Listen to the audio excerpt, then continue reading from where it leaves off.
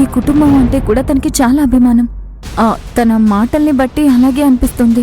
అదంతా నటనాదేవి. నీ దగ్గర మంచి పేరు తెచ్చుకొని నిన్ను తన వైపు తిప్పుకోవాలి కదా. తనెందుకు అలా చేస్తుంది?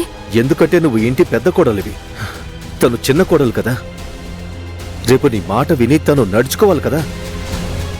అందుకోసమే ఇప్పుడు నీ దగ్గర మంచిదానిలా నటించి నిన్ను తన వైపు తిప్పుకోవాలని చూస్తోంది. తన నటన చూసి మోసపోకు దేవి. పొరపాటున కూడా నువ్వు సత్య దగ్గరికి వెళ్ళొద్దు.